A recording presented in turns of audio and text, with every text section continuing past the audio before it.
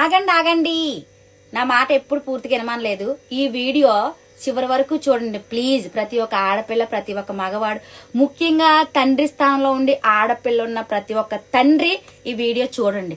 ఎందుకంటే తండ్రి లేని దాన్ని ఆ బాధ నేను భరిస్తున్నాను కాబట్టి నీ కూతురు ఆ బాధ పడకూడదని ఈ మాట చెప్తున్నాను. ఒక ఆడపిల్లని కన్నప్పుడు పెళ్లి చేసి ఒక చేతిలో పెట్టేసి చేతులు దులిపేసుకుంటే ఆ అత్తింట్లో ఒక ఆడపిల్లకి కష్టం వస్తే అది ఎవరింటికి వెళ్ళాలా? అది ఎవరింటికి వెళ్ళాలా? మీరు పెళ్లి చేసిన తర్వాత మీరు అనుకోకుండా చచ్చిపోతారు. మరి చచ్చిపోయిన తర్వాత మీరు చూసుకున్నట్టు అన్నదమ్ములు చూసుకోరు కదా.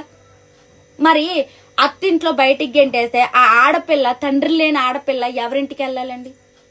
పుట్టింటికి వస్తేనేమో నీకు ఇక్కడికి వచ్చి హక్కు లేదు, నీకు పెళ్లి చేశాడు ఏలెత్తి చూపిస్తారు. మరి నాన్న స్థానంలో ఉండి కూతురికే పెళ్లి చేస్తాడా? కొడుకులకి పెళ్లి చేయడా? నాకు అర్థం కాలేదు అసలు. కొడుకులకి పెళ్లి చేయడా? కొడుకుల్ని దారికి వదిలేశాడా? కొడుకులకి పెళ్లి చేస్తాడా, కూతురికి పెళ్లి చేస్తాడు. మరి నాన్నకట్టినింట్లో కొడుకే ఉండాలా, కూతురికి కష్టం వస్తే రాకూడదు అని రాజ్యాంగంలో రాశారండి. నాకు తెలీదు ఈ విషయం అయితే, నాకు తెలియదు. ఎందుకంటే నేను పెద్దగా చదువుకోలేదండి. నేను పెద్దగా చదువుకున్నాను ఎప్పుడు చెప్పలేదండి. నేను చదువుకోలేదు కాబట్టి నాకు తెలీదు. కాస్త మీరు చెప్తారని నేను అడుగుతున్నాను. ఇప్పుడు తండ్రి కట్టినింట్లో కొడుకే ఉండాలి, కూతురు రాకూడదు అని రాజ్యాంగం రాసిందా? మరి కూతురికి కష్టం వస్తే ఎక్కడికి వెళ్ళాలా? అంటే ఇప్పుడు ఒక చేతిలో పెట్టేసాం, చేతులు దులిపేసుకుంటారు. మరి వాడు మంచోడు కాదు, అత్తవారింట్లో టార్చర్ పెడుతున్నారు, అమ్మాయిని రోడ్డు మీద గెంటేశారు, ఎవరింటికి వెళ్ళాలంటే?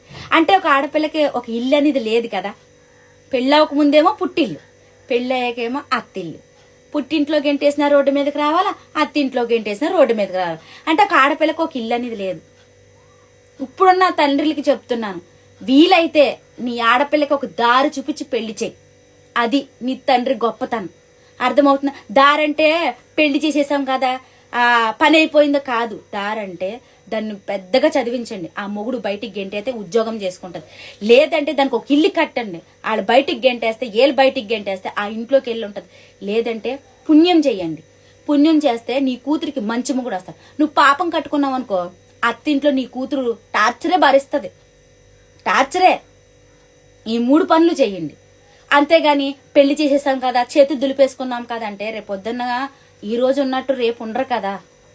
దానికి కష్టం వస్తుంది. ఎక్కడికి వచ్చి ఉండాలా? కష్టం వస్తే ఆ కూతురు ఎక్కడ ఉండాలి చెప్పండి? తండ్రి స్థానంలో ఉన్న వాళ్ళు మీకే చెప్తున్నాం, వీలైతే ఈ 3 పనులు చేయండి. ఎందుకంటే నాకు ఆ కష్టం వచ్చింది, కానీ మా నాన్న పుణ్యం చేశాడు కాబట్టి నాకు దేవుళ్ళు అంటే భర్త వచ్చాడు. నా భర్త నిజంగా దేవుడే. ఆయనకు ఆస్తులు లేకపోవచ్చు, కానీ కొండంత ప్రేమ ఉంది. అంత ప్రేమలో నన్ను బాగా చూసుకుంటాడు. అది చాలదా?